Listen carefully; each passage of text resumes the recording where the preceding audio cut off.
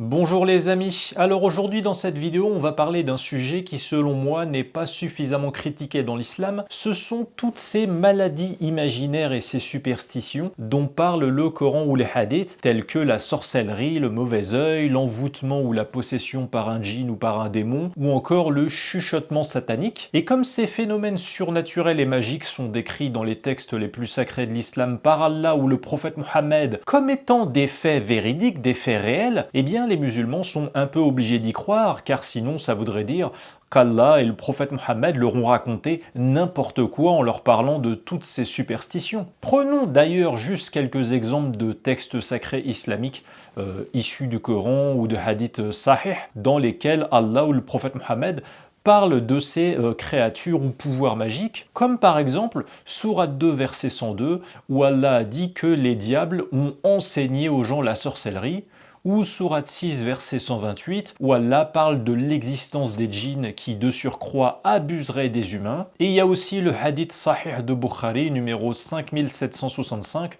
dans lequel Aïcha rapporte que le messager d'Allah a été ensorcelé si bien qu'il pensait avoir des rapports sexuels avec ses épouses alors qu'il n'en était rien, ou encore le hadith sahih de Muslim numéro 2187 où Mohammed dit que le mauvais œil est une réalité. Alors évidemment, je sais bien que c'est difficile de faire entendre raison à un musulman qui croit en ces superstitions islamiques, si je lui dis par exemple qu'il n'y a pas de preuve scientifique de l'existence de la sorcellerie, car ce musulman va me répondre que le principe de la sorcellerie islamique, c'est justement que c'est indétectable, invisible et que c'est au-delà des lois scientifiques naturelles. Mais dans ce cas-là, comment les musulmans peuvent faire la différence entre un humain atteint par la sorcellerie et un humain qui n'est pas atteint par la sorcellerie? Et c'est justement le sujet de la vidéo d'aujourd'hui, dans laquelle je vous propose qu'on écoute et qu'on analyse ensemble un petit best-of d'imams, prêcheurs islamiques et théologiens sur le web parmi les plus célèbres de France, qui ont pour la plupart fait des vidéos sur leur chaîne YouTube afin de nous expliquer comment on peut reconnaître quand une personne est victime de sorcellerie, de mauvais œil ou de possession par un démon ou par un djinn. Et vous allez découvrir avec moi l'énorme potentiel comique qui se cache derrière les explications théologiques de ces imams sur ces symptômes qui permettent d'identifier puis de soigner les gens atteints par ces maladies occultes. Alors on va commencer par la vidéo 7 symptômes que tu es peut-être ensorcelé de l'imam Senhadji de la chaîne YouTube Comprends ton din, qui au moment où j'enregistre est une vidéo qui a fait plus de 480 000 vues pour une chaîne YouTube de 713 000 abonnés, ce qui prouve la popularité de ce prêcheur islamique.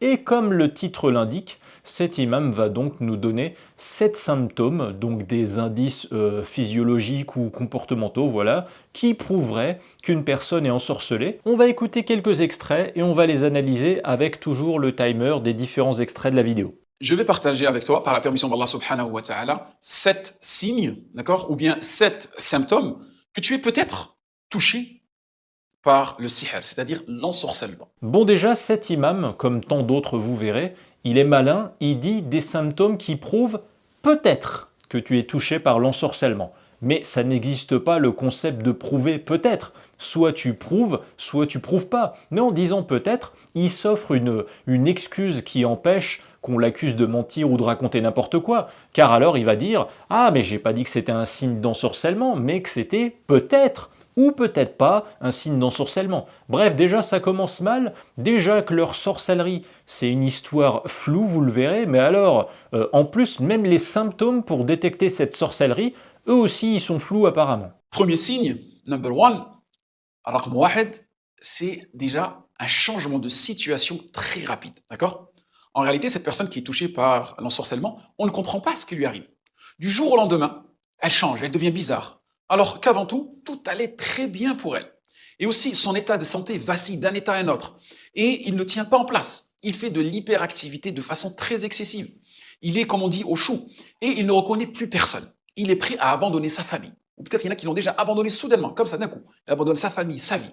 Donc ça, c'est le premier signe. Alors là, l'imam a décrit trop de symptômes divers et variés qui partent dans tous les sens afin de décrire une personne censée soi-disant être victime d'ensorcellement. Ce serait une personne qui allait bien, puis du jour au lendemain elle va pas bien, une personne dont l'état de santé serait changeant, une personne hyperactive, une personne qui se détournerait de sa famille. Mais cette liste, franchement, c'est juste le top 4 des principaux problèmes les plus récurrents sur Terre, je pense. T'as un problème de santé, tu vas pas bien moralement, t'as des problèmes relationnels avec ta famille, et en plus il vous décrit des symptômes très généraux, il va pas trop dans le détail, mais c'est normal parce qu'il vous décrit une maladie de sorcellerie qui déjà de base est imaginaire, donc il n'a pas intérêt à vous faire des descriptions précises. Donc il reste volontairement flou, généraliste, voilà, et il vous décrit des symptômes approximatifs ou beaucoup trop large. Mais sa liste de symptômes est juste une succession finalement de problèmes banals et récurrents sur Terre. Des gens avec des problèmes de santé du jour au lendemain, il y en a partout sur Terre. Des gens qui se détournent de leur propre famille, ça existe depuis la nuit des temps. Des gens hyperactifs ou qui allaient bien, puis ils vont plus bien, ça existe partout sur Terre en permanence, dans chaque coin de rue. Donc la probabilité que des internautes musulmans qui ont confiance en sa parole d'imam, ils regardent sa vidéo et puis ils aient l'impression que ah c'est bizarre, eux aussi, ils sont peut-être ensorcelés, elle n'en sera que plus élevée du coup avec de tels symptômes, encore une fois, aussi anodins et variés. Signe numéro 2, c'est que physiquement, cette personne-là, elle ressent des douleurs dans son corps, dans ses membres, peut-être elle fait des hémorragies dans le nez, au niveau des oreilles, et peut-être aussi, les femmes, elles peuvent aussi faire ce qu'on appelle des hémorragies vaginales, de manière excessive. Alors là, je m'y pose parce que c'est vraiment intéressant. Il parle de ressentir des douleurs dans son corps, dans ses membres, pour reprendre son expression. Mais c'est trop approximatif, ça peut avoir 1000 explications. Un travailleur manuel, par exemple, il va plus souvent ressentir des douleurs physiques avec le temps, avec l'âge, qu'un démarcheur téléphonique pour vendre des assurances ou des chaudières qui restent derrière son ordinateur. Donc, est-ce que les métiers dans l'agriculture ou l'industrie, par exemple, plus sujets aux douleurs physiques, est-ce qu'ils sont donc plus sujets à la sorcellerie, par exemple, que les métiers derrière un bureau sur un ordinateur? Ça, c'est la première question. Ensuite, plus on vieillit, plus on a de douleurs physiques. Mais est-ce que ça veut dire pour autant que les vieux sont plus vulnérables à la sorcellerie que les jeunes? Autre question. Et encore une fois, cet imam décrit des douleurs physiques et il fait un mélange de plein de problèmes différents. Il te parle de douleurs dans les membres, les articulations, il te parle aussi d'hémorragie dans le nez, les oreilles, le vagin. Mais comment tu peux passer du nez aux oreilles puis le vagin? En fait, t'en sais rien, voilà, t'en sais strictement rien. Tu balances tous les noms d'orifices humains que tu connais et qui peuvent saigner, voilà. En fait, cet imam, je pense qu'il fait juste un calcul de probabilité. Il sait que ça arrive un peu à tout le monde dans sa vie, grosso merdo, un saignement de nez soudain ou un saignement vaginal soudain. Alors voilà, il te met ça dans la liste des symptômes suspects d'ensorcellement avec des douleurs dans son corps, dans ses membres. Mais comment tu peux sortir une description aussi imprécise? Et oui, la douleur, elle est dans ton corps, elle est dans tes membres. Excuse-moi, corps, membres, tu ratisses large en fait. Tu prends pas trop de risques avec une telle description, encore une fois, aussi vague. Et aussi des douleurs constantes, des courbatures. Et il ressent des douleurs, des lourdeurs dans son corps, dans ses membres. Et même après avoir fait différents traitements médicaux, d'accord, donc il est allé diagnostiquer, et en réalité, rien ne s'est amélioré ou bien aucune maladie n'a été détectée. Super, et là il nous ajoute à la liste les courbatures et les douleurs. Vraiment, il ratisse large. Mais en fait, il sort juste, voilà, encore une fois, une liste de plein de problèmes de santé diversifiés. Et en plus, à la fin, il a même dit que si ton problème de santé ne s'est pas amélioré ou qu'on n'a pas réussi à l'identifier, ça peut être un symptôme de sorcellerie. Mais cet argument est malhonnête, il est stupide déjà, parce que la science, ça consiste justement à identifier un problème de santé à partir d'un diagnostic médical, à partir de quelque chose qu'on constate.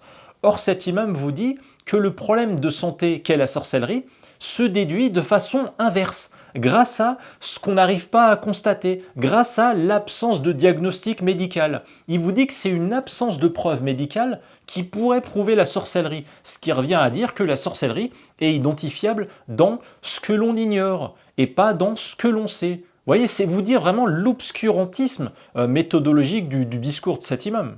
Troisième signe, cette personne-là, elle se met à aimer la solitude. Et elle préfère fuir les gens. Cette personne-là, elle peut marcher des kilomètres sans s'arrêter. D'accord? Il peut même parfois être amené par les seuls. Et il voit des ennemis de partout.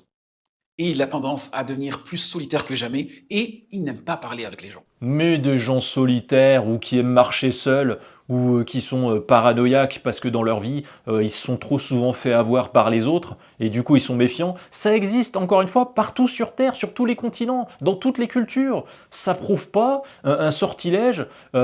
Ça plus que voilà, le fait de vouloir se mélanger aux gens, le fait de vouloir être tout le temps avec des gens. Il y a des gens solitaires voilà, qui détestent la foule, et au contraire, il y a des gens très sociables qui angoissent dès qu'ils sont seuls. Il y a même des gens qui aiment les deux. Voilà, ils aiment parfois être seuls durant certaines périodes de leur vie, et au contraire, dans d'autres périodes, ils préfèrent sortir, voir des gens, etc. Bon, on va faire un symptôme de plus et je vous propose qu'on passe à une autre vidéo car je dois vraiment faire un best-of, une sélection. Voilà, je ne vais pas analyser la totalité de son discours de A à Z, il y a encore d'autres vidéos qui nous attendent, mais vous voyez déjà que quand on prend un peu le temps d'approfondir posément chaque démonstration point par point, on voit bien que ce genre de superstition islamique ne tient en réalité que sur des hypothèses imprécises et arbitraires. Quatrième signe, symptôme, les rêves. Il fait excessivement de cauchemars, cette personne. Il est hanté dans ses rêves. Il voit des personnes qui sont en train de le suivre, il est toujours en train de courir, ou bien il croit qu'il est poursuivi. Souvent, il se sent mordu par des bêtes, frappé par une personne. Et cette sensation qu'il est toujours en train aussi de tomber dans le vide. Cet énième nouveau symptôme, encore une fois, va dans le sens de mon analyse globale, parce que les cauchemars, tout le monde en fait. Parfois, à certaines périodes, les gens qui ont davantage de problèmes personnels, ils font plus de cauchemars, et finalement, cet imam, il nous a juste sorti un medley de tout ce que la plupart des gens voilà, font dans leurs rêves ou cauchemars. La fameuse sensation de tomber dans le vide, mais c'est archi connu, comme la sensation de se faire taper, de se faire mordre, de se faire poursuivre. Voilà, de toute sa liste de symptômes, les cauchemars est certainement le symptôme le plus aléatoire en plus, parce que tout le monde en fait à un moment ou à un autre dans sa vie, voilà, des cauchemars. Et cet imam se contente d'en insinuer la provenance à un problème imaginaire qu'il nomme sorcellerie. Bref, je vous laisse découvrir par vous-même le reste de la démonstration peu convaincante de cet imam, par ailleurs extrêmement populaire sur les réseaux sociaux. Il voulait nous aider à connaître des symptômes d'ensorcellement, mais finalement, il se contente d'additionner tout plein de douleurs ou de maux psychologiques voilà, ou physiologiques archi connus et banals. D'ailleurs, il nous parle de sorcellerie, mais finalement, il définit jamais précisément ce que c'est comme pathologie. Voilà, ça se diffuse comment, ça a quelle nature physiologiquement, ça se fixe sur quelle partie du corps, ça se détecte par quoi, par quel appareil. Il répond pas à toutes ces questions concrètes et scientifiques, parce que je pense qu'il en sait rien du tout, et c'est d'ailleurs pour cela que toutes ces explications sur la sorcellerie, elles sont aussi floues et aussi obscurantistes. Bref, on passe maintenant à l'imam Boussena, très connu lui aussi, 910 000 abonnés sur YouTube, qui dans une vidéo à presque 270 000 vues, va nous parler d'un autre thème, la possession par un djinn, dans sa vidéo intitulée « 3 signes que tu es possédé par un djinn ». C'est intéressant. Bismillah ar-Rahman ar-Rahim, dans cette vidéo, je vous donne 3 signes que rapportent nos savants et qui indiquent que vous êtes possédé par un djinn. Ces signes doivent se cumuler pour constituer un faisceau d'indices pertinent. D'accord, donc plus on cumule de signes, plus ça pourrait prouver qu'on est possédé par un djinn. Ok, c'est noté. J'espère en tout cas que ces 3 signes vont être convaincants et précis dans ce cas. 3 précisions avant de poursuivre, si vous n'êtes pas croyant et que vous visionnez cette vidéo.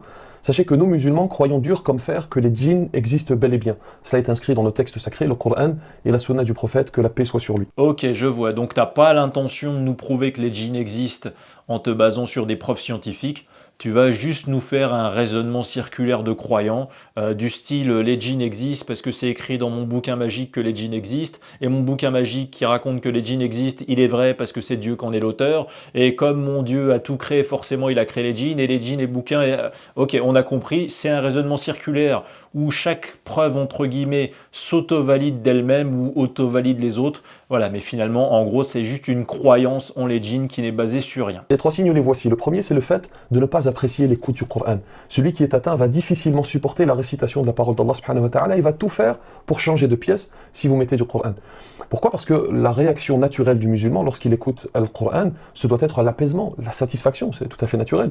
Et donc si le croyant éprouve de la gêne en entendant le Coran, c'est qu'il y a un problème. Ce premier argument est évidemment absurde puisque changer de pièce parce qu'on n'a pas envie d'écouter du Coran, ça prouve pas qu'on serait envoûté par un djinn. L'envie de changer de pièce quand on entend du Coran récité chez soi par un membre de sa famille, par, je sais pas, par un ami de passage, par un voisin de passage, ou à la télé par exemple, la télé qui est allumée dans la pièce, ça peut être un changement de pièce qui se fait calmement, tranquillement, lucidement, voilà, et pas dans un comportement hystérique ou colérique. Donc ce changement de pièce peut juste révéler un choix personnel, voilà, tout simplement de ne pas vouloir écouter le Coran parce qu'on en a marre dans la période dans laquelle on est d'écouter du Coran.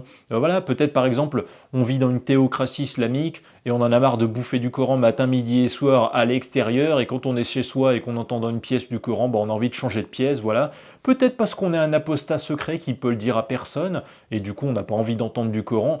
Bref, l'affirmation gratuite de cet imam qui a en plus dit comme quoi les musulmans en général aiment écouter du Coran, c'est stupide. Déjà, il y a cette espèce de flicage communautaire qui fait que peu de musulmans vont oser avouer devant les autres qu'ils n'aiment pas écouter du Coran. Et il y a tout en réalité chez les musulmans. Voilà, il y a des non-pratiquants, il y a des pratiquants, il y a des musulmans qui ont des phases de doute ou d'insouciance dans leur vie qui les éloignent de l'écoute du Coran. Et au contraire des musulmans qui sont dans une phase de leur vie où ils ont envie, ils ont besoin d'écouter du Coran, ça leur importe. Bref, ce premier symptôme décrit par cet imam, il ne fait finalement qu'essentialiser et robotiser les musulmans. Deuxième signe, c'est le fait de toujours être solitaire, de toujours vouloir être solitaire, ne pas aimer se mélanger aux autres, toujours préférer se retirer et avoir des comportements très étranges, ne pas vouloir aller à la mosquée, ne pas répondre aux invitations, ce genre de choses. Ouais, c'est toujours pas convaincant. Et en plus, quand on y réfléchit, on en est donc à 2 signes sur 3 qui indiqueraient, selon cet imam, qu'on est possédé par un djinn. Mais ces 2 signes sont aussi précisément des comportements, par exemple, de gens qui s'éloignent de l'islam, à savoir ne pas vouloir écouter du Coran, ni aller à la mosquée, par exemple. Alors imaginez si ces signes dont parle cet imam étaient archi connus dans un pays islamique au Moyen-Âge. Ben, si tout un pays musulman croyait en le fait qu'on est possédé par un djinn quand on n'aime pas écouter du Coran, quand on est solitaire, quand on ne veut pas aller à la mosquée, eh ben, ça créerait une sorte de chasse aux sorcières sociale, au moins sociale, contre les musulmans les moins pratiquants, les musulmans qui se mélangent le moins aux autres musulmans, voire les ex-musulmans secrets. Bref, ces 2 signes décrits par cet imam, c'est un véritable déni de libre arbitre qui dénie aux musulmans la volonté ou le droit ou le choix de s'éloigner de l'islam. En plus, ça en fait des malades possédés par un djinn. Et vous voyez, ça c'est le meilleur moyen de discréditer intellectuellement l'éloignement de l'islam en mettant ça sur le dos d'une maladie mentale imaginaire appelée possession par un djinn. Bref, ce symptôme numéro 2 décrit par l'imam Boussena est grotesque. Il décrit juste la liberté individuelle ou le manque d'envie d'une personne qui aime la solitude, peu importe ses raisons, et qui veut pas aller à la mosquée ni répondre aux invitations. Le gars veut juste vivre sa vie dans son coin, tranquille, et ne rendre de compte à personne sans doute, et il n'y a aucun djinn dans tout ça jusqu'à preuve du contraire. Et enfin, 3e signe, le fait de faire des cauchemars de manière récurrente. Si ces 3 signes se cumulent, alors, écoutez bien, il y a une probabilité pour que vous soyez possédé par un djinn, mais ce n'est pas forcément le cas. Ce ne sont que des signes qui attestent d'une forte probabilité de possession et non des preuves irréfutables. Mais non, il y a une forte probabilité de rien du tout. Qu'est-ce que c'est que ce 3e signe à la noix, faire des cauchemars? Faire des cauchemars ne prouve pas plus la présence d'un djinn que 1000 autres actions anodines du quotidien. On peut inclure dedans même faire des rêves. Voilà, il y a des mecs qui sont partis à la guerre, qui ont vu des horreurs et qui en reviennent traumatisés et qui font beaucoup de cauchemars. Donc selon ton explication, ça augmente le degré de suspicion d'une possession par un djinn, mais c'est ridicule. La psychiatrie moderne peut démontrer sans doute un lien entre la récurrence des cauchemars durant le sommeil et les problèmes et traumatismes vécus le jour durant l'éveil qui travaillent l'esprit, voilà, des gens qui en souffrent. Et encore une fois, comme avec l'imam précédent, cet imam ne prouve rien et surtout il met une incertitude permanente sur l'ensemble de son discours en disant que ces signes ne sont pas une preuve mais donnent une probabilité de possession par un djinn. Ça c'est trop facile. Moi aussi je peux affirmer des choses pendant 1 heure et à la fin je dis que tout ce que j'ai dit durant 1 heure c'est peut être vrai ou c'est une probabilité que ce soit vrai. Ben dans ce cas-là, la totalité de mon discours, elle a une valeur incertaine. Bref, cet imam, il fait que commenter du vent. Il aurait mieux fait de rien dire du tout sur ce sujet, surtout si c'est pour décrire des symptômes aussi anodins que l'envie d'être seul, en avoir marre d'écouter du Coran ou faire des cauchemars. Bon, on a vu jusqu'à présent le sujet de l'ensorcellement, la possession par les djinns, et maintenant on va voir une analyse islamique sur le mauvais œil. Alors pour ceux qui ne savent pas ce que c'est cette croyance ridicule du mauvais œil, qui pour le coup peut vraiment créer une paranoïa générale parmi les musulmans quand ils se croisent dans la rue, je vais approximativement la définir, vu que de toute façon c'est une cause imaginaire infondée, définie de façon approximative par les textes sacrés islamiques. Alors en gros, le mauvais œil, c'est quand par exemple une personne va te regarder en étant envieuse ou jalouse ou en te détestant, et son œil jaloux, mal intentionné, va envoyer une malédiction contre toi. C'est ridicule, on est d'accord. Et donc, on va aller voir la vidéo de l'imam Nadar Abou Anas, très connu avec près de 900 000 abonnés sur YouTube, une vidéo qu'il a publiée il y a 2 ans qui est intitulée « Le mauvais œil ». Allez, premier extrait intéressant sur l'Aïn, l'œil, le mauvais œil. Le mauvais œil.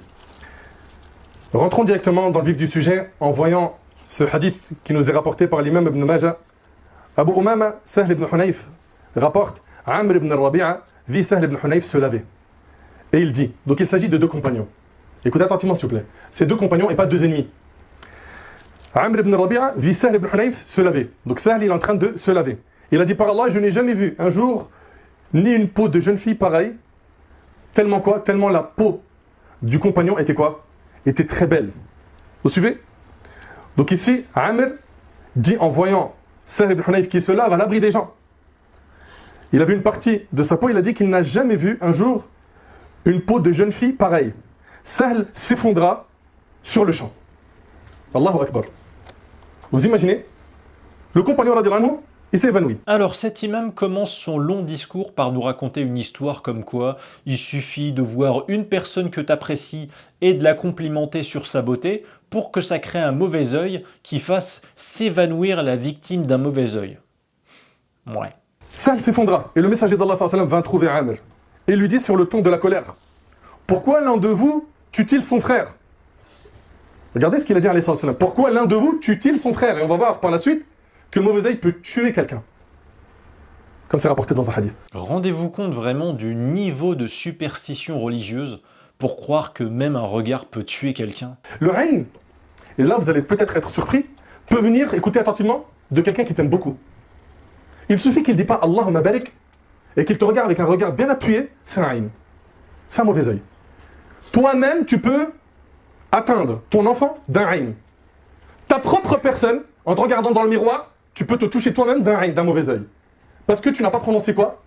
Les invocations, les bénédictions d'Allah. Alors là, c'est la psychose qui s'installe sûrement chez vous, chers spectateurs, car la définition du mauvais œil continue de s'étendre de plus en plus, puisqu'apparemment, si tu regardes une personne ou si tu te regardes toi-même dans le miroir, sans réciter une invocation, sans réciter la bénédiction d'Allah, tu peux te lancer le mauvais œil, même à toi-même. Alors déjà, on n'y croit pas à leur superstition magique du mauvais œil, mais en plus l'imam précise dans cet extrait une autre croyance superstitieuse, c'est qu'il y aurait des formules magiques à réciter oralement pour se préserver du mauvais œil. Ça commence à devenir de plus en plus Walt Disneyesque, je trouve, cette croyance en le mauvais œil.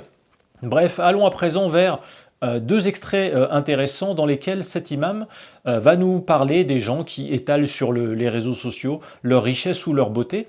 Et ensuite, ces gens qui se montrent ostensiblement sur les réseaux sociaux, ils auront du malheur dans leur vie à cause du mauvais œil, de jalousie qui vont créer chez les gens qui en sont les spectateurs. Ou bien l'autre, il est là en train de filmer toutes ses voitures. Voilà, j'ai celle-là, puis j'ai aussi celle-là, puis aujourd'hui on va prendre laquelle, on va conduire laquelle. Tu es en train d'être une source de trouble, de fitna dans le cœur des musulmans. Leur cœur brûle à cause de toi. Mais ce que tu réalises pas, c'est que les malheurs qui te viennent derrière, c'est toutes ces flèches de haine qui t'ont touché parce que tu as été stupide et bête à étaler ta richesse et les bienfaits de cette manière-là. Dans ce premier extrait, l'imam dit qu'il y a des gens qui se filment, ils filment leur richesse et il la montre sur les réseaux sociaux et ça va créer des regards de jalousie qui sont des flèches de mauvais œil qui vont créer du malheur, qui te viennent derrière, pour reprendre les mots de l'imam, voilà, dans la vie de ce mec riche qui a osé montrer donc sur les réseaux sociaux sa richesse. Et voici un second extrait du même ordre, 1 minute plus tard dans la vidéo. J'aimerais qu'ils ouvrent les yeux, qu'ils arrêtent ce monde d'illusion, ce monde faux. Ce monde où ils vendent du rêve aux gens et la vraie vie, c'est pas celle qu'ils montrent sur Internet. Alors lui, il est là, il est en train de toute la journée dans la salle de sport, il montre ses muscles. Elle est en train de montrer sa beauté toute la journée dans les réseaux sociaux. Et il ne comprend pas pourquoi il y a autant de malheurs qui les touchent. Il y a quelque chose qui s'appelle le mauvais œil. Ça existe en islam, par le Coran, par la sunna du prophète. C'est confirmé. Dans cet autre extrait intéressant, cet imam explique donc que les gens qui s'exposent sur les réseaux sociaux, par exemple un homme qui montre ses muscles ou une belle fille qui montre sa beauté, ça peut leur créer des malheurs dans leur vie car ça va leur attirer le mauvais œil des gens qui les envient. Donc là, on peut tirer plusieurs conclusions. Déjà, le mauvais œil dans l'islam, c'est pas seulement si tu vois une personne en face de toi, dans la rue, dans ta maison, ou ton enfant devant toi, ou toi devant le miroir, mais le mauvais œil, apparemment, ça marche aussi à distance avec Internet, entre deux écrans, comme un email, voilà. Le mauvais œil, apparemment, traverse le web d'un écran à l'autre, voilà, de l'écran de smartphone du jaloux.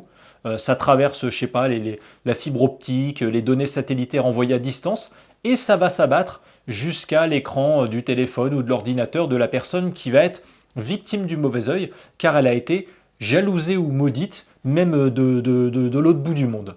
Et ensuite, autre fait intéressant, le mauvais œil qu'Allah permet avec son destin, avec sa mainmise sur la réalité selon l'islam, ça signifie donc que le Dieu en lequel croient les musulmans, il a validé ce Dieu de réalités qui selon moi sont des réalités injustes. Premièrement, les lois de la nature qu'Allah a créées et qui permettent au mauvais œil de fonctionner entre humains, ça permet de faire triompher la médiocrité ou la jalousie sur terre, puisque les gens qui ont réussi ou qui sont beaux, ils peuvent subir un regard de jalousie des gens qui va leur créer du malheur. Voilà, ça va que dans un seul sens, des coupables vers les victimes.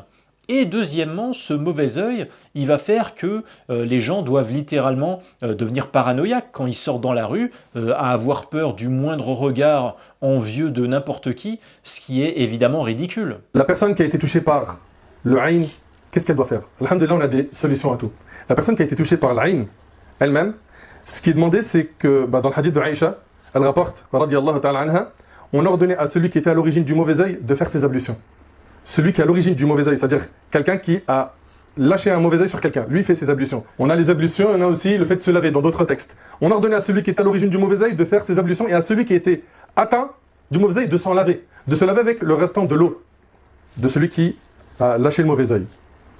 Ok? Non mais là c'est vraiment n'importe quoi. Donc celui qui a lancé le mauvais œil, déjà encore une fois c'est flou comme concept, jalouser ou maudire quelqu'un par le regard, ça n'a aucun impact matériel tangible scientifiquement, mais bon admettons. Donc celui qui a lancé le mauvais œil, il doit faire ses ablutions en se lavant avec de l'eau, et la victime de son mauvais œil doit utiliser l'eau usagée qui a été utilisée auparavant par l'auteur du mauvais œil afin de se nettoyer du mauvais œil. C'est dégueulasse déjà. Et franchement les musulmans, réveillez-vous. Vous imaginez vraiment le Créateur, Dieu lui-même, créer un monde aussi fou, aussi injuste, où les gens utilisent leur regard comme des armes, volontaires ou non, pour nuire à quelqu'un ou lui envoyer une malédiction. Aïcha radiyallahu anha rapporte, le prophète a ordonné de pratiquer ar-ruqya contre le mauvais œil, rapporté par le Bukhari et Muslim.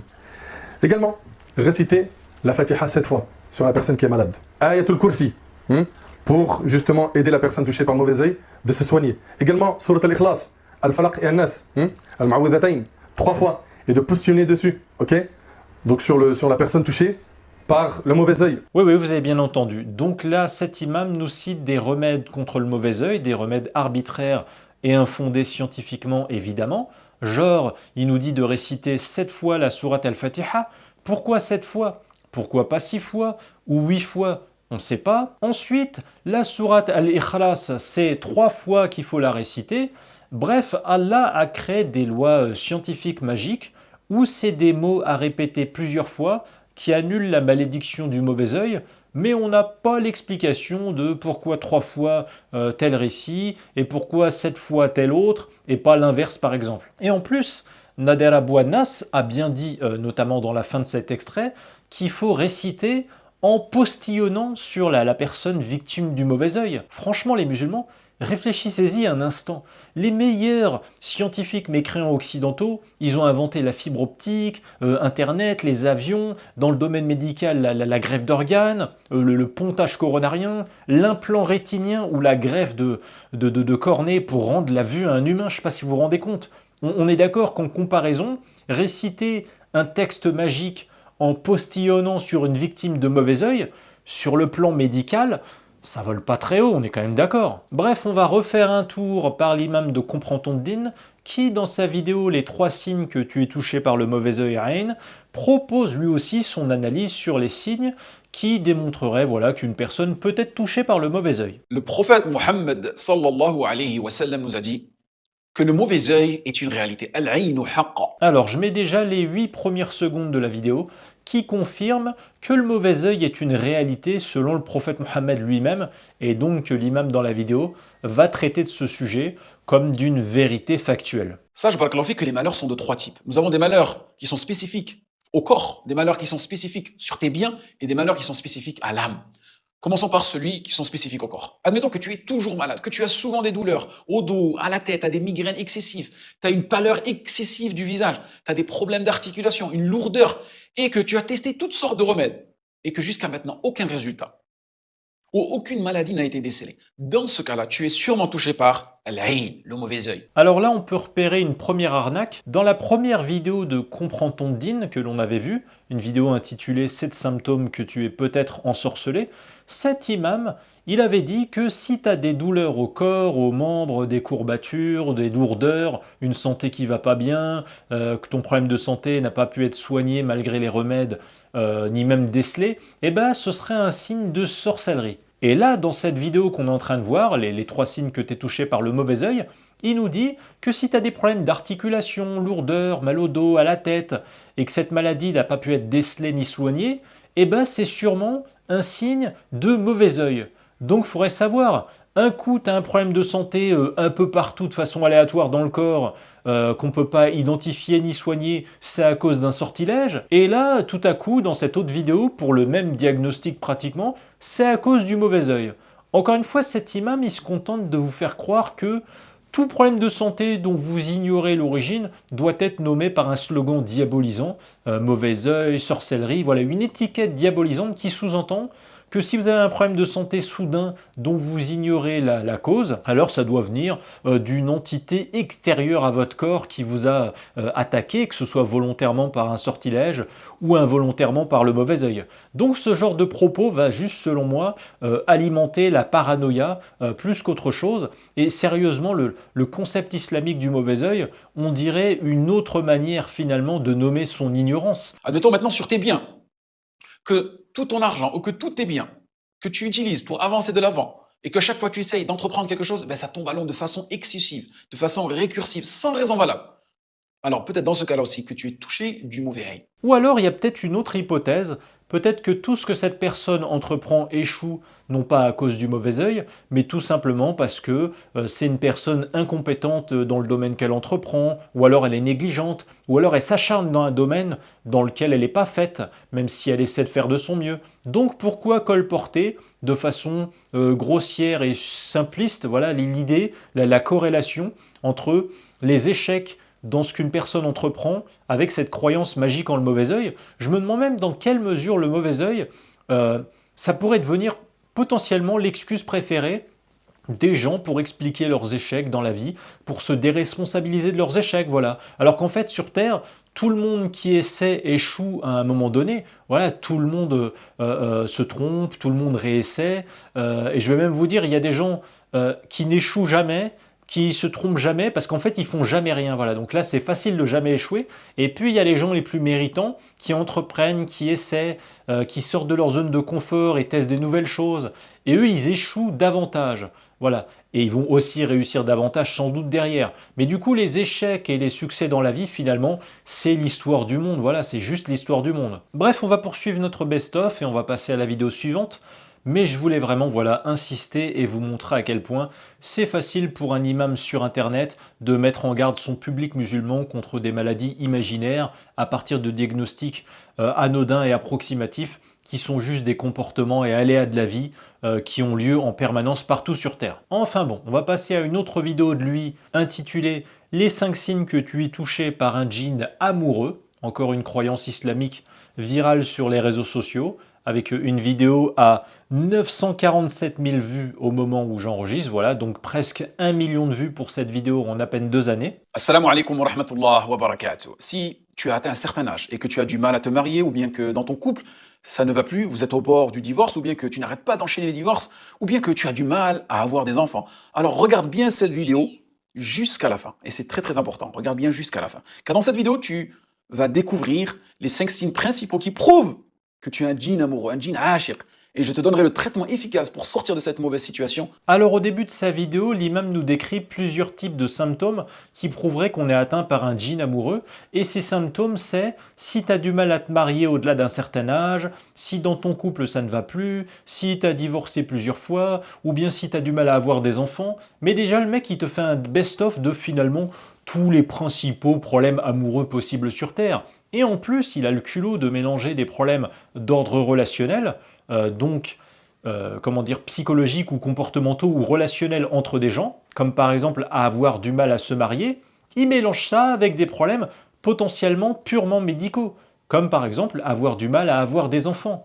Déjà, rien que le fait d'identifier une origine commune à ces deux types de problèmes qui sont pas du tout de même nature, et en plus l'origine commune, c'est un truc superstitieux, déjà c'est un indice que la soi-disant menace du djinn amoureux, ça s'annonce être une immense supercherie, et je rajoute de surcroît que rien que le premier problème qu'il énonce dans sa liste de problèmes amoureux, à savoir avoir du mal à se marier et donc à trouver l'âme sœur, bah ça pourrait juste prouver que les djinns amoureux, ils ont plus envie d'importuner les personnes les moins belles et attirantes dans la société, puisque comme par hasard, les femmes ou les hommes les plus magnifiques, ils ont davantage l'embarras du choix avec des prétendants pour se mettre en couple ou se marier éventuellement, voilà, alors que les femmes ou les hommes qui plaisent le moins dans la société, forcément statistiquement, ils ont moins de possibilités de se mettre en couple ou de se marier. Donc son symptôme soi-disant de djinn amoureux, que tu as du mal à te marier, ça sous-entendrait que les djinns amoureux se jettent davantage sur les personnes les moins désirées, voilà, et pas sur les personnes physiquement les plus belles, physiquement les plus désirées dans la société. Vous voyez, il suffit juste d'approfondir une à une ces affirmations avancées par cet imam de façon rationnelle, on fait des hypothèses, et déjà on peut comprendre rapidement, facilement, en creusant un peu, que, en fin de compte, c'est juste des allégations gratuites et sans fondement. Bref, extrait suivant. Commençons par le signe numéro 1.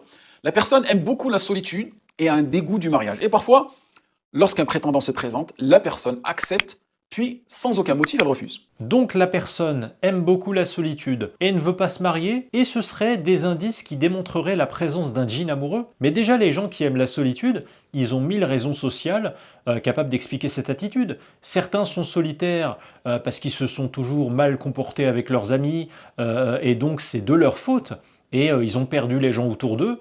D'autres, au contraire, leurs amis se sont mal comportés avec eux, du coup ils ont cessé de les fréquenter et ils ont peur d'avoir de nouveaux amis, et donc pareil, ils sont solitaires. D'autres ont une timidité maladive ou une peur sociale excessive. D'autres ont eu des traumatismes, voilà. D'autres ont l'habitude de la solitude tout simplement par éducation parentale depuis leur enfance, ce qui fait qu'ils se comportent ainsi.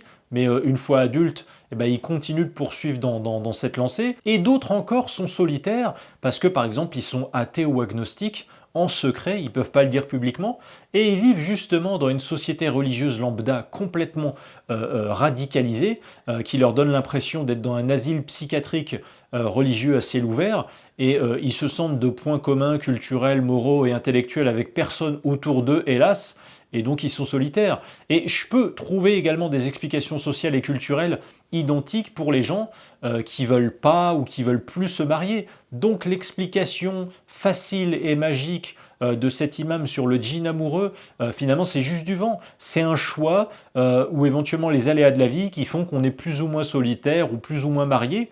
Quant au dernier propos de l'imam, ici, sur le fait de se rétracter devant un possible mariage, là encore, ça prouve rien. Une personne peut avoir peur de s'engager avec un prétendant qu'elle connaît peu, surtout avec votre tradition islamique qui consiste à épouser une personne qu'on connaît presque pas personnellement et intimement, autrement que par des discussions limitées et encadrées, voilà, quand vous êtes entouré de mahram, de tuteurs. Signe numéro 2, durant ton sommeil, tu ressens une présence. Quelqu'un qui te suit, quelqu'un qui te touche durant ton sommeil, mais lorsque tu ouvres les yeux, personne à côté de toi. Mais mec, t'as dit tout ce qu'il faut ici pour que ton analyse n'ait aucune valeur. T'as décrit des symptômes qui ont lieu, je cite, durant ton sommeil. Et ben voilà, t'as tout expliqué en fait. Durant ton sommeil, ton imagination elle fonctionne, et que ce soit durant ton sommeil profond ou avec le symptôme de paralysie du sommeil, eh ben oui, tu peux avoir l'impression de ressentir une présence, ou de te sentir étreint, ou de te sentir être en contact avec une silhouette, ou n'importe quoi, mais ça prouve rien du tout, puisque c'est durant le sommeil. Donc quel est le rapport entre toutes ces sensations durant le sommeil et la présence éventuellement censée être réelle d'un djinn amoureux, même durant ton éveil? Signe numéro 3, tu fais souvent des rêves érotiques, que ce soit en nuit ou en diurne, et dans ces rêves, tu as des rapports avec des personnes différentes. Certaines, tu les connais, et d'autres sont des inconnus pour toi. Et aussi, tu as une pulsion sexuelle très forte, et cela presque tout le temps. De même, jusqu'à que la personne s'étonne de cet état qui la dérange dans sa vie quotidienne, et à ce qui paraît, les nymphomanes seraient tout simplement possédés par un djinn amoureux. Non mais là, le mec, en fait, il te décrit un phénomène qui est le désir sexuel et il en encadre toutes les combinaisons possibles.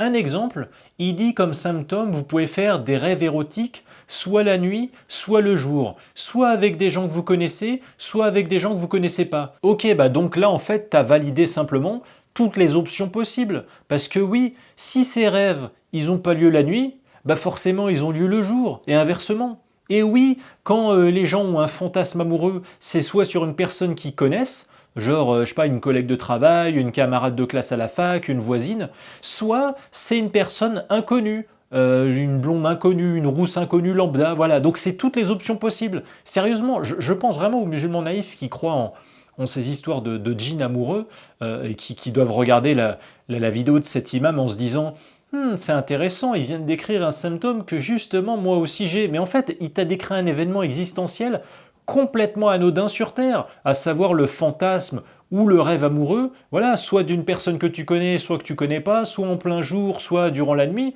Et il en a simplement, encore une fois, décliné donc toutes les combinaisons possibles. Signe numéro 4, tu as tendance à beaucoup te regarder dans le miroir. Tu te maquilles souvent le soir et surtout avant de dormir. Tu as une grande préférence pour le noir et le rouge. D'accord, donc un des symptômes d'une personne possédée par un djinn amoureux, c'est que la personne se regarde beaucoup dans le miroir et elle aime les couleurs noires et rouges. Alors déjà, on va prendre les couleurs.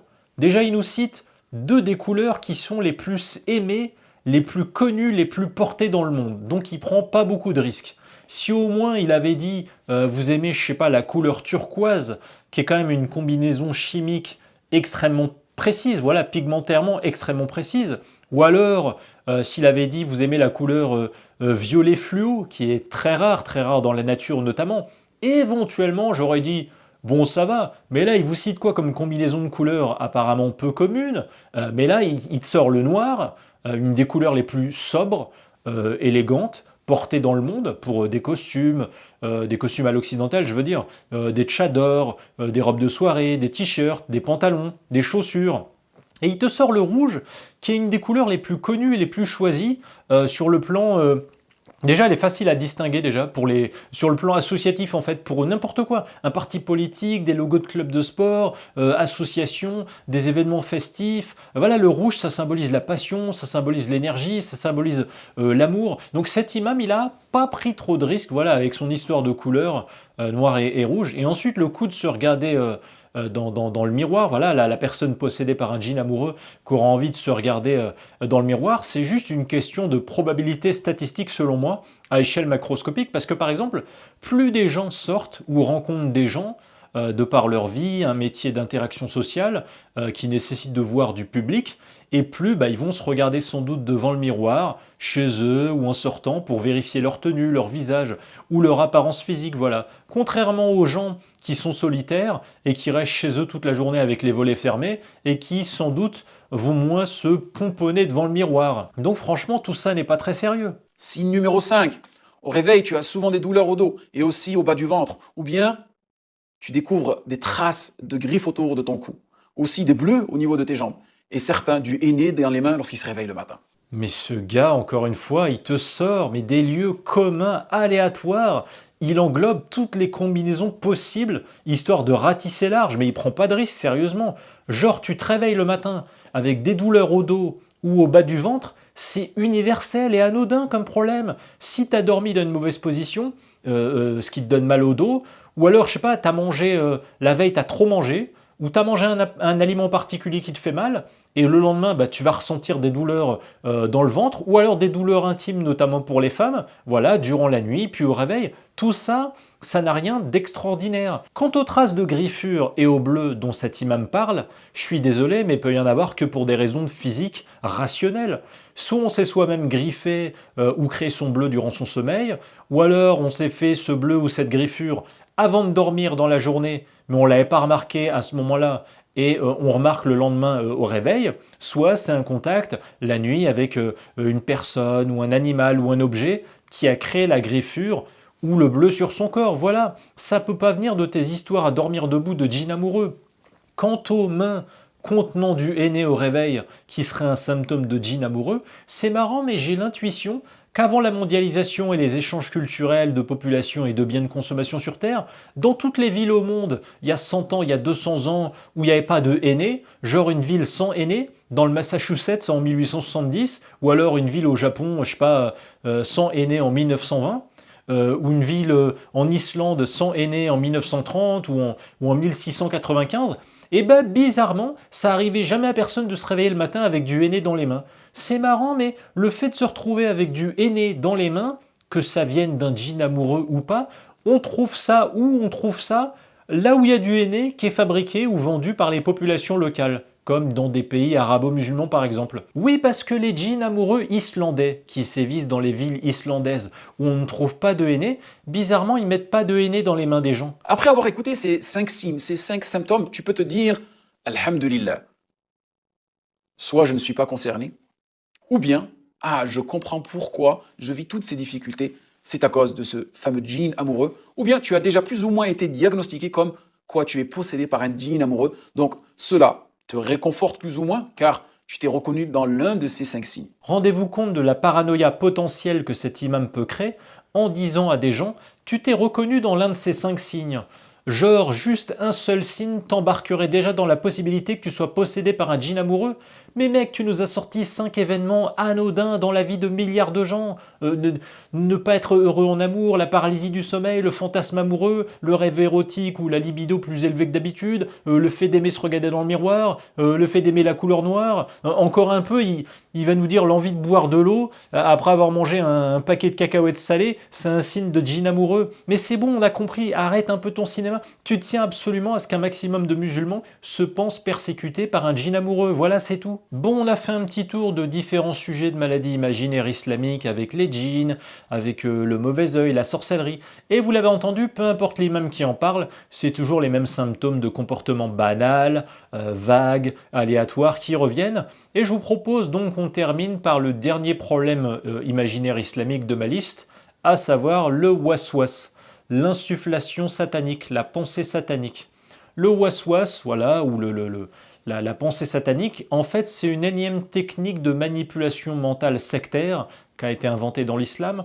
En gros, pour résumer de façon grossière, de façon simpliste, le waswas, c'est une accusation comme quoi un musulman qui se mettrait à douter de l'islam ou à avoir une pensée qui l'éloignerait de l'islam, et bien cette pensée, en fait, elle vient pas de lui, elle lui a été chuchotée par Satan qui lui a mis cette pensée dans son esprit.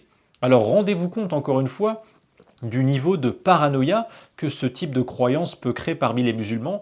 Genre, ils ont le moindre doute sur leur religion, ils se disent au secours, cette pensée de doute que j'ai en moi vis-à-vis de l'islam, bah forcément c'est le diable qui vient de me la suggérer dans ma tête, donc le diable me parle dans ma tête en ce moment même. Rendez-vous compte vraiment de la terreur que ça peut créer, ce genre de croyance. Donc déjà, ce concept, il consiste à donner un nom de maladie diabolique, diabolisée, à ce qui en réalité n'est qu'une réflexion intellectuelle humaine positive, parce que douter, se remettre en question, se poser des questions et réfléchir vis-à-vis de sa propre idéologie, de ce qui est suspect, de ce qui nous semble suspect. Normalement, c'est un signe d'intelligence.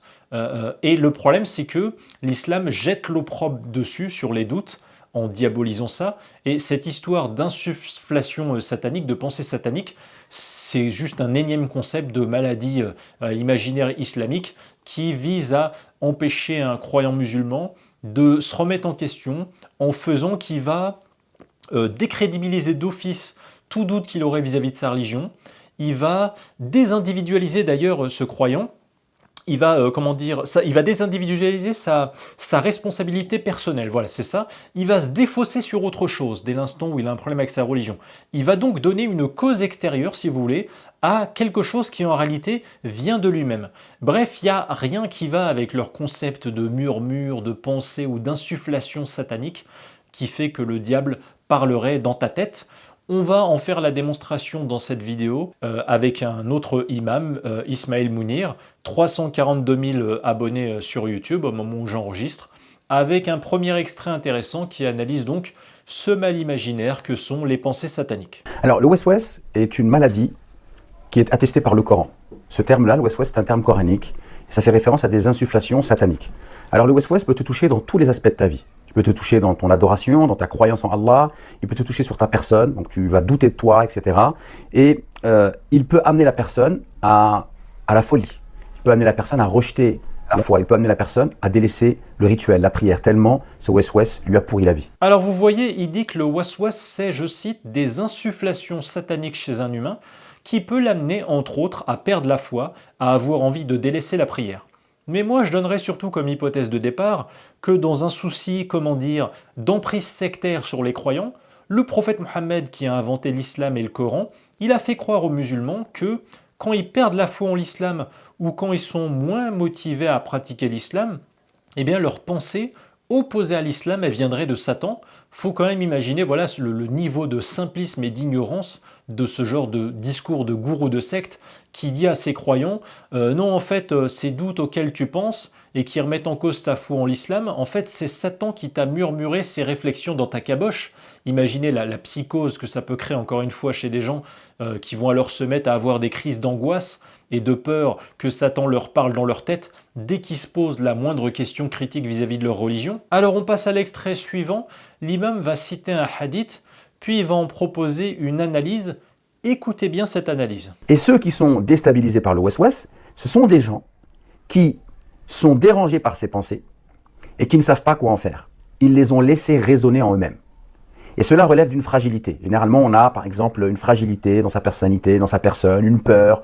On n'a pas très confiance en soi et donc on est ébranlé par ces idées. Alors là, il faut clairement voir le sous-entendu, clairement insinué par ce propos, par cette analyse, parce que cet imam vous dit que les personnes qui sont déstabilisées par les pensées sataniques, ça a pour cause le fait que ces personnes sont des gens fragiles, peureux, qui ont des problèmes de confiance en soi. Vous voyez, c'est typique d'un discours de manipulateur, d'un discours d'isolement ou de sectarisme qui veut faire croire que celui qui doute de l'islam serait faible, serait fébrile, alors qu'au contraire, celui qui se pose des questions, qui soulève des critiques, qui doute de l'islam alors qu'il est dedans, en réalité c'est un signe de force mentale. Mais associer les doutes vis-à-vis de l'islam à de la faiblesse, c'est un discours vraiment qui est fait pour empêcher les musulmans d'accepter de faire une place aux doutes dans leur vie, ou de creuser ces doutes, d'y réfléchir.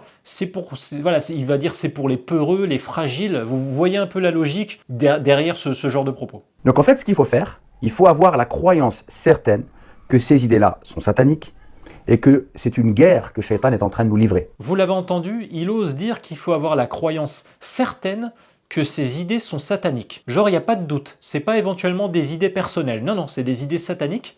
Il n'y a même pas de place donc pour la réflexion en plus vis-à-vis de ces doutes qu'on ressent, pour les décortiquer, ces idées de doute, pour chercher à les contredire par des arguments intellectuels, et donc pour accepter que ces doutes fassent partie de la vie. Non, cet imam, il te dit, tu dois garder la certitude que ces idées sont sataniques, donc tu mets un coup de tampon du nom de Satan sur ces idées. Déjà, ça ne va pas du tout hystériser ton rapport à ces idées. Voilà, ça met de l'émotionnel et du rejet diabolisant sur ce qui pourrait n'être en réalité que des idées critiques peut-être intéressantes à entendre, à analyser, auxquelles apporter une réponse si elles challenge ta foi, ce qui en soi est intéressant, pourquoi pas pour un croyant. Mais vous voyez un peu l'argumentaire théologique du rejet de la pensée différente, de la diabolisation de la pensée différente et de l'interdiction du doute qui est promu par ce genre de propos. Je dois avoir la certitude que toutes ces mauvaises idées ne sont pas de moi. Et là, il en remet une couche en vous disant « Je dois avoir la certitude que ces idées ne sont pas de moi ».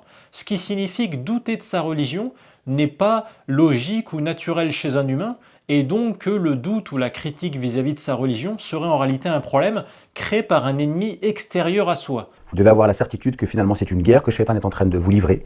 Et donc, si c'est une guerre que Shaitan est en train de vous livrer, vous êtes en guerre. Menez une guerre à ces idées comment? Ne les laissez pas résonner en vous et détournez-vous-en complètement. Ne les laissez pas résonner, ne les laissez pas grandir, ne vous laissez pas ébranler, et par contre, orientez vos pensées vers autre chose. Orientez vos pensées vers le contraire, par exemple. Ah ok, donc c'est comme ça qu'il faut lutter contre les idées de doute vis-à-vis de l'islam. Il faut dire aux croyants, détournez-vous-en, pensez à autre chose, pensez à des pensées contraires. Donc ça, c'est une attitude d'adulte en fait, face aux vérités qui le dérangent. Ou bien ce ne serait pas plutôt une attitude d'enfant qui s'éloigne en se bouchant les oreilles parce qu'il préfère fuir et nier les problèmes, il préfère fuir les discours, les pensées qui le dérangent plutôt que d'y faire face. Bon, eh bien écoutez les amis, je pense qu'on peut faire un petit bilan, on peut faire une petite conclusion globale sur les symptômes de maladies occultes islamiques tels qu'ils ont été décrits par ces prêcheurs islamiques et imams parmi les plus connus en France, je le rappelle. Alors finalement, il y a un point commun, je trouve, à la plupart des discours que j'ai analysés pour vous aujourd'hui, c'est que toutes ces maladies imaginaires islamiques que sont la sorcellerie, la possession par un démon ou un djinn, le mauvais œil, les pensées sataniques, toutes ces superstitions, en fait, elles ne tiennent que sur des sophismes et des arguments trompeurs qui ne font qu'encourager les musulmans à avoir peur de la moindre chose anodine dans la vie, à avoir de la malveillance potentiellement partout, à chercher un ennemi caché derrière chaque événement négatif dans sa vie et surtout à se conforter dans l'ignorance.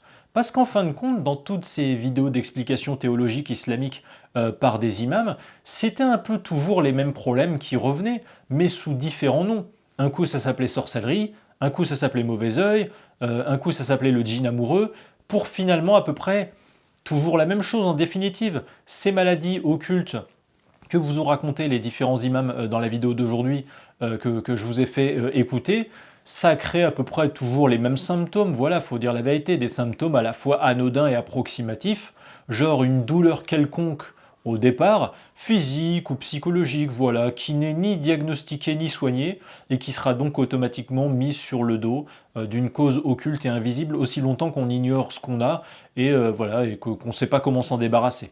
Et on a vu aussi que ces maladies imaginaires islamiques sont capables de couvrir tous les domaines possibles de l'existence au point d'engendrer une infinité de problèmes variés sans rapport les uns avec les autres. Ça allait du saignement vaginal abondant au cauchemar, des problèmes de couple au fait d'aimer la couleur rouge ou noire. Ça part dans tous les sens, ça ratisse large, voilà, si bien que ces superstitions deviennent à la fois omniprésentes et banales. Et on a également vu que ces superstitions islamiques sont des problèmes qui agissent comme des biais de confirmation, voilà, qui ne font que conforter les gens dans leurs croyances. Parce que les gens qui vous disent qu'ils sont atteints par un djinn ou la sorcellerie, en général dans l'islam, ils croient en l'existence des djinns et la sorcellerie. Donc ils vivent plus facilement dans la psychose ou la hantise que les superstitions en lesquelles ils croient finissent par leur arriver. Et toutes ces superstitions islamiques, elles ont aussi, c'est vrai, des causes et des solutions qui s'auto-valident entre elles. Du genre, faut réciter des incantations envers Allah pour éloigner des pensées de doute vis-à-vis d'Allah. Autre point commun important à ces superstitions islamiques, elles sont aussi une invitation permanente à chercher une cause malveillante et extérieure à soi au moindre de ses problèmes de santé, ou problèmes relationnels, ou matériels, en plus de créer de la psychose, je le répète, en société avec tout le monde qui se méfie de tout le monde pour le moindre regard de travers. Et enfin, tous ces imams qui vous parlent de toutes ces superstitions islamiques, ils ont quand même la présence d'esprit de mettre beaucoup de précautions oratoires dans leur diagnostic théologique, pas toujours mais souvent, voilà quand ils vous les récitent, en vous disant par exemple que ce sont peut-être des signes, ou sûrement des signes, ou qu'il y a une probabilité de signe. Ok, donc vous êtes sûr de rien en définitive, et vous faites qu'inviter les gens à vivre dans la peur permanente que le moindre de leurs problèmes dans leur quotidien, ça puisse cacher un monstre imaginaire ou un pouvoir magique imaginaire. Vous promouvez d'ailleurs l'ignorance quand vous leur faites croire que les problèmes de santé qu'ils ont et qu'ils n'ont pas encore réussi à résoudre ou à identifier, eh ben ils doivent donner pour nom à ces problèmes inconnus, sorcellerie, djinn, mauvais œil. Moi, c'est tout ce que j'ai retenu en définitive de vos discours dépassés et archaïques, sur lesquels, je l'espère, de plus en plus de musulmans vont finir par ouvrir les yeux. Voilà les amis, c'est sur ce dernier propos que se termine la conclusion de ma vidéo. Je vous remercie de l'avoir écouté jusqu'au bout. J'espère que mes diagnostics sur les diagnostics de ces imams vous ont plu. Si vous appréciez mon travail et mes analyses, je vous invite à retrouver mes critiques sur toutes les fausses croyances islamiques dans mon dernier livre Sans contradiction et erreurs scientifiques dans le Coran, disponible en version papier comme ici ou en version e-book. Je vous mets le lien en description pour ceux qui veulent se le procurer et le lire. J'adresse un grand merci comme d'habitude à tous ceux parmi vous qui soutenaient ma chaîne YouTube et m'aidaient financièrement. Ceux qui veulent et peuvent m'aider par un don. Je vous mets en description le lien menant à ma page sur la plateforme de dons participatifs Tipeee. Merci pour votre soutien. Et je voudrais juste dire une dernière chose, un dernier petit message en particulier pour les musulmans. Si durant l'écoute de ma vidéo d'aujourd'hui, il y avait une petite voix en vous qui a parfois trouvé que mes arguments étaient cohérents et intéressants et convaincants, vous n'êtes pas obligé de chercher à tout prix à combattre cette petite voix en vous, ni à la faire taire, car cette petite voix dans votre tête, elle fait partie de vous. C'est sans doute la voix de votre raison, la voix de votre curiosité intellectuelle, de votre ouverture d'esprit vis-à-vis d'idées qui ne sont pas les vôtres. Je vous assure que c'est pas le diable qui murmure quoi que ce soit dans votre tête. Et je travaille pas pour Belzébuth, ni toute sa clique de démons qui me forcerait à tourner cette vidéo afin de vous détourner de l'islam.